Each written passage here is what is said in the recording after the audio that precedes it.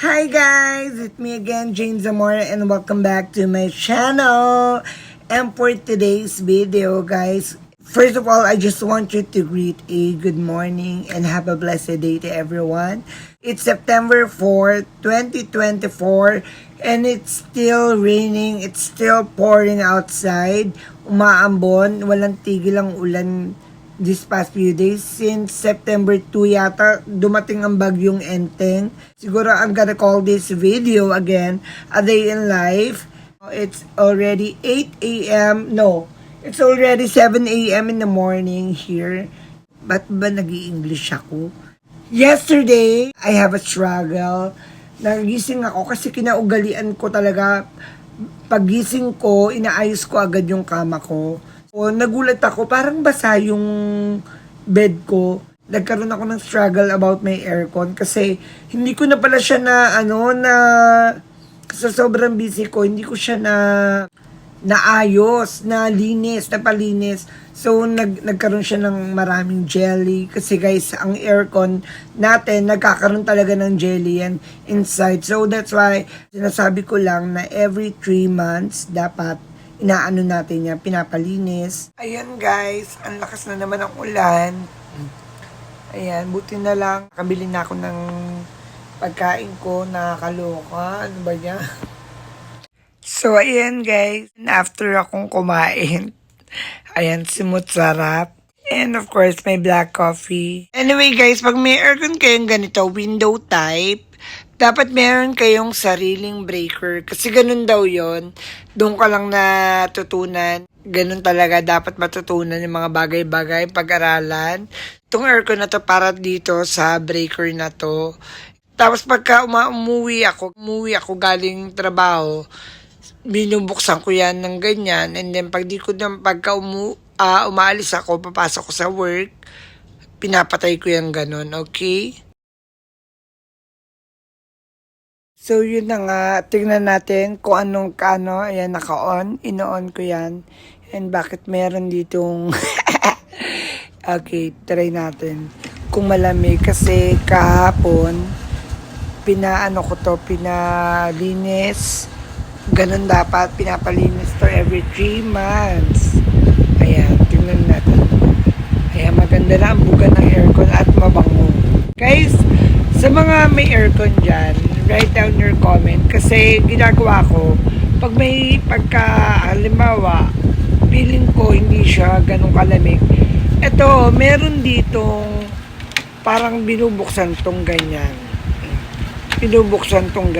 para dapat nililinis yun.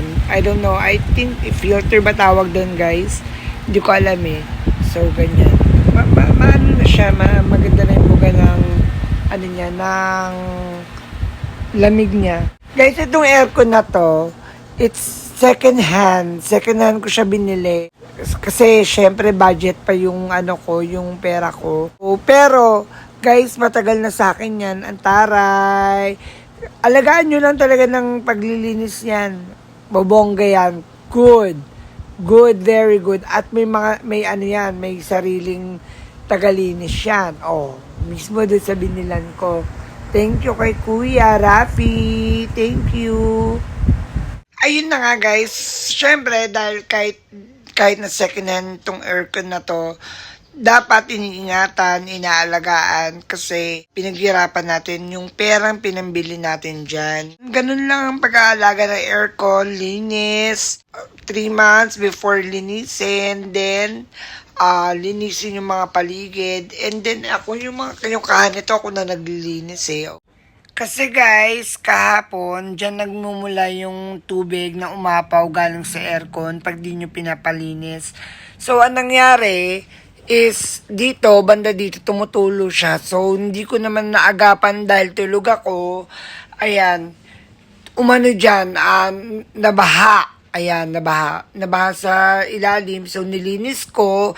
And then, yung mga unan ko, nabasa. Pero, ibang unan na yan, okay na yan. Ayan, kasi di ba marami ako palagi mag-unan. Nabasa. So, pinalitan ko na ng cover yan, ng pillowcase, at pinalaundry ko. Ayan. So, ngayon, ayan, fresh na siya. Okay na. Ay, nako, struggle is real.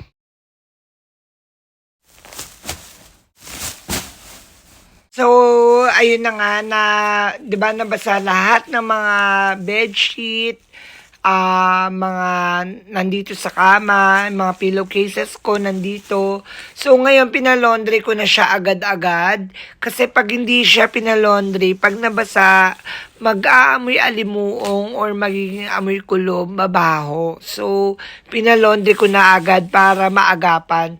Buti na lang hindi umuulan nung pag-drop ko at saka nung pagkakuha ko ng laundry ko. Walang ulan. So, pero umaambon. Ginawa ko, sinamantala ko na lang yung oras at saka yung dahil walang ulan, sinamantala ko na lang siya, o 'di ba? At least now, okay na dahil mamaya later papasok na ako sa work. Kaya dapat nakasettle lahat.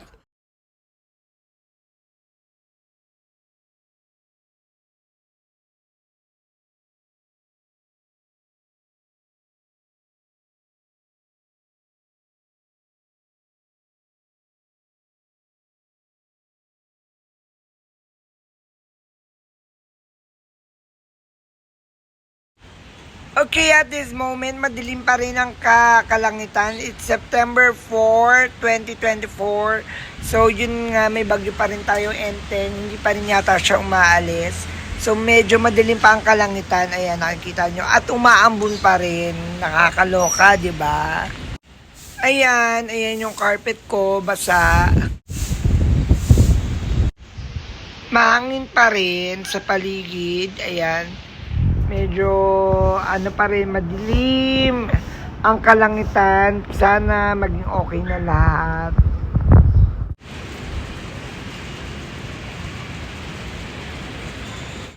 Ayan, so back to normal na ang kama ko. Kanina, grabe, imbis na makapagpahinga ako, hindi ako nakapagpahinga. Supposedly, mamaya kasi may dental result kami. So, Tuesday talaga, Monday, Tuesday is my rest day. And then, hindi ako nakapagpahinga nung Tuesday kasi tinapos ko talaga yung dapat tapusin. Ganun talaga ang buhay. Weather lang. Charing. Echos. Okay guys, that is our video for today. And that would be all. Thank you for watching. And, well then, that is life. Ang lesson doon is, kailangan ingatan natin yung mga dapat natin ingatan tulad ng yung aircon nga, 'di ba? Dahil inuulit ko, hindi naman biro ang kumita ng pera para pangbili ng kahit anong bagay, ingatan natin, okay? As long na pinaghihirapan natin, 'di ba? Okay, anyway, it's me again, Jane Zamora. Thank you for watching. Don't forget to subscribe, like, and share. And hit the notification bell para ma-update kayo sa bago kong video. Okay, everybody. See you. Have a blessed day, everybody. I love you all. Keep safe.